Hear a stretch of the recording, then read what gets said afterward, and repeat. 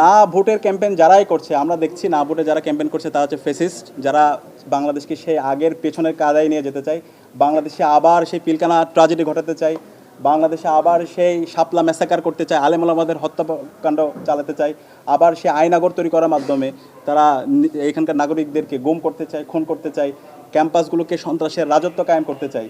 সুতরাং এই ধরনের নায়ের যারা ক্যাম্পেইন করবে, বাংলাদেশের নাগরিকরা তাদেরকে লাল কার্ড দেখাবে, না যারা বলবে তাদের ঠিকানায় বাংলাদেশে হবে না, তারা বাংলাদেশে সেই ফেসিবাদী কাঠামোকে রেখে দিতে চায়। তো আমরা এই জুলাই বিপ্লবে আমাদের শহীদদের আত্মত্যাগ, তাদের মূল স্পিডটা হচ্ছে একটা বৈষম্যহীন ইনসাফভিত্তিক বাংলাদেশ বিনির্মাণ করা, রাষ্ট্র সংস্কার করা।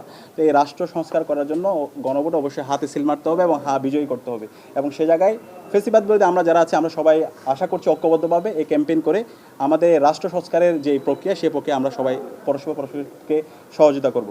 এই নির্বাচন যে ঢেউ, সেই ঢেউ আমরা প্রত্যাশা করেছিলাম বাংলাদেশের প্রতিটি ক্যাম্পাসে সে নির্বাচনের যে তারিখ, সে তারিখটা ঘোষণা হবে এবং সে আলোকে কিছু ক্যাম্পাসের তারিখ ঘোষণা হয়েছে। আপনারা জানেন শাহজালাল বিজ্ঞান ও প্রযুক্তি বিশ্ববিদ্যালয়ের নির্বাচনের যে তারিখ দেওয়া হয়েছিল 20 জানুয়ারি, এবং বেগম রোকেয়া বিশ্ববিদ্যালয়ের নির্বাচন তারিখ দেওয়া হয়েছিল।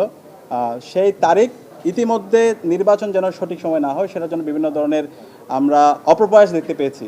গতকালকে নির্বাচন কমিশন থেকে একটি প্রজ্ঞাপন হয়েছে, সেই প্রজ্ঞাপনের উপর ভিত্তি করে নির্বাচন বন্ধ করার জন্য আমরা অপপ্রয়াস দেখতে পেয়েছি। এবং এই অপপ্রয়াস দেখার সাথে সাথে আমরা গভর্নমেন্টের যারা অংশীজন আছে তাদের সাথে আমরা যোগাযোগ করেছি। শাহজালাল বিজ্ঞান প্রযুক্তি বিশ্ববিদ্যালয়ের ভিসি থেকে শুরু করে প্রশাসনের সাথে আমরা কথা বলেছি এবং আজকে সর্বশেষ নির্বাচন কমিশন এসেছি। আজকে নির্বাচন কমিশনার এবং সচিবের সাথে আমাদের ফলপ্রসূ আলাপ হয়েছে।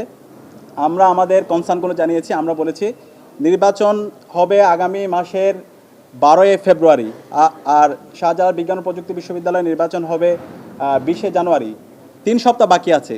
এই 3 সপ্তাহ আগে এই ধরনের নিরাপত্তার অজুহাত দেখিয়ে নির্বাচন বন্ধ করে দেওয়া, এটা কোনো ধরনের যৌক্তিক সিদ্ধান্ত হতে পারে না। এটা সম্পূর্ণ একটা অগণতান্ত্রিক সিদ্ধান্ত।